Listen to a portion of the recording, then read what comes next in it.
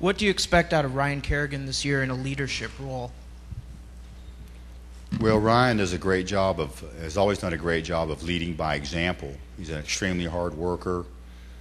He shows up and gives you his best every day, does exceptionally well in the classroom, and then his play speaks for itself on Saturdays. This year, he's stepped up even more and be a vocal leader as well. He's a smart guy. He knows what's going on.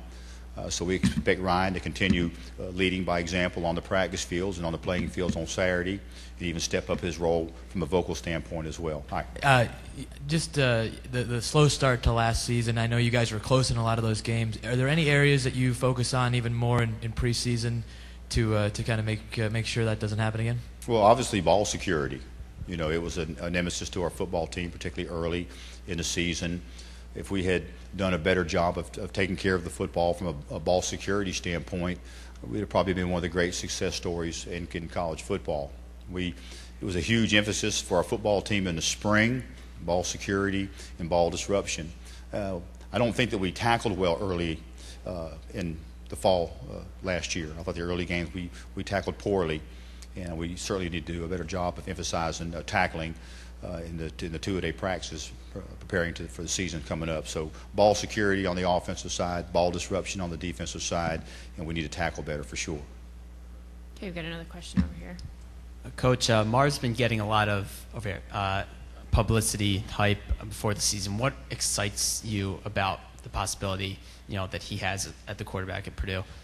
Everything about Robert Marv excites me. He's a great player. He's certainly one of the great quarterback prospects coming out of the country a couple years ago. He's, I think, the most talented quarterback that I've been around from a total package. He's got outstanding arm strength.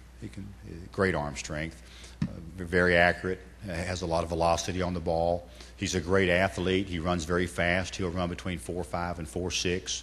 So he has the ability to beat you with his arm, or he has the ability to beat you with his legs. He can make plays outside of the system. If things break down around him, he can take off and get outside the pocket and make a big play. Probably the thing about Robert that excites me the most is his passion for the game. He loves to play football, and he loves his teammates, and that's really important. He's got excellent leadership ability. When he came to Purdue, it was as a transfer from Miami, and a lot of things written about him, a lot of controversy, if you will. And I think he's done a great job of fitting in. The team has really embraced him. His teammates love him. He's an exceptional player, an exceptional athlete, and a great teammate. So we like everything about Robert Marv, and we think he certainly has the potential and the talent for us to win on Saturdays with. Coach, can you talk about Ralph Boulton, give us an update on how he's doing, and then also McBurse, if he needs to step in the running back, and just your position there? Well, Ralph will have to wait and see how it goes, but he's progressed well. It's a funny thing because after he had the injury, that same day I never really saw him limp, and then he had the ACL surgery, and then after the surgery I never saw him limp. So I think he's going to be a fast healer. There's a possibility we could get him back this year, but only time will tell. We'll know when we get out there and camp, and as the season progresses, whether or not he'll have a chance to help us this year. Obviously some other guys have to step up. We do have some other talented running backs. We have Tariq McBurse, who played a little bit last year as a true freshman. He was a young man from the Orlando area down in Florida that was one of the leading running backs in the country. I think he rushed for 2,400 yards his senior year, had a ton of offers, was ranked very high by all the recruiting experts. He's fast. He has good speed. He can probably run 4.5. He's a little bit over 200 pounds. He's a great receiver out of the backfield. He can make you miss. He's an excellent ball carrier. So we like Tariq McBurse. We think we can win with him. He's a talented player. We had a young guy a year ago that we signed from a junior college, a kid by the name of Keith Carlos. And he's got great numbers. He was a 10,500 meter guy in high school. over 200 pounds, about 6 foot, 6 foot half inch, that we were really excited about at the receiver position, and he did some good things for us last year as a receiver, but his natural position is running back. He was a running back in high school. He was a running back the majority of his career at the junior college, so we moved Keith Carlos in the receiver position also to the running back position after Ralph got hurt, and we're excited about him. He's 6 foot and some change and 200 pounds. He's a 10.500 meter sprinter in high school.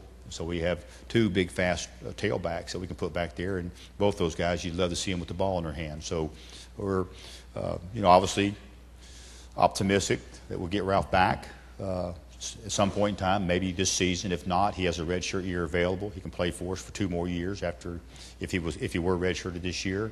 But we have Tariq McBurse and Keith Carlos as big, fast halfbacks. And then a guy that you don't hear a whole lot, that was one of the great players here in Chicagoland 4 years ago, is Dan Deerking. And he's not quite as big as some of the other backs, but he's probably the most complete football player we have in the backfield, and one of the more complete football players on our football team. He's good carrying the ball. He catches the ball well. He's one of our most reliable blockers in the backfield. So we still have some good players in the backfield that we feel like we can win with Dan Deerking, Tariq McBurse, Keith Carlos, and some other guys as well. Yes. Coach, what is Justin Siller's status? Is he back in school? And if he's going to be on the team this year, what role do you see for him? Yes. He's back in school. He's eligible. He's on the team. We're excited about having him back. We love Justin Siller. He's a great teammate. He's a fine person, an outstanding student. Obviously, we missed his services last year. Justin has good size. He's probably 6'4", 220 pounds. Right now, he's listed on the depth chart as a wide receiver, but he could show up anywhere on the offensive side as a skill player. He could play behind the quarterback, behind the center at the quarterback spot. He can play in the backfield as a running back. He can play at any one of the receiver positions. He's very, very smart, so we can move him around to different spots on the field and him be aware of his assignments. He's, I think, one of the better athletes on our football team. Exceptionally athletic for his size. He has really good speed to be 6'4" and 220 pounds. He's hard to tackle. He can make you miss. He's a heck of a football player and a heck of a guy. A huge shot in the arm for our football team to be getting Justin Siller back this year. Justin Siller could be a difference maker for our football team when it's all said and done, and I expect him to impact a lot of football games this year. He is really a good player. Coach, you guys knocked off Ohio State last year. You went on to win an outright championship. Just how close do you see the upper echelon or the top of this league going into this year? As D'Antonio said, it's basically a couple plays here, a couple plays there. But how do you assess it? I think it's that way in all of college football. There's certainly a lot of parity in all of college football, and I think our league is the same. If you play hard and never give up and take care of the football, you have a chance to win on any given Saturday. I think our football team proved that last year. We weren't predicted to do so well last year, and we were behind in a lot of areas. But the games that we took care of the football in, we did well. We played hard, and we never gave up and found some big games to win. So I think the upper echelon of the league, I think it's close, but I think it boils down to Saturdays taking care of the football. The team that wins the turnover margin and plays hard is the team that's probably got the best chance of winning any league, anywhere, any level. Coach, sort of piggybacking off of that, did that game have any sort of impact for you on the recruiting trail? Was that something you could point to kids and say, this is where the program is going to be, this is what we're building here?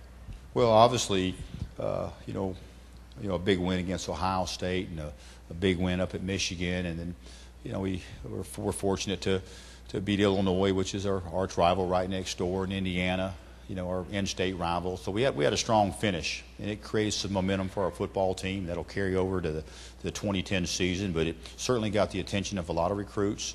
The Ohio State game was a big game. We had a lot of recruits in for that game, and to see us play well and win and have all the fans charge out on the field, it was huge in the recruiting process. Those guys got a great feel, but I think it's an indication not only to the recruits, but to all of the football world, the direction of the program, and the potential that we have at Purdue. All right. Thank you so much for your time, Coach. Appreciate it. Really, thank you.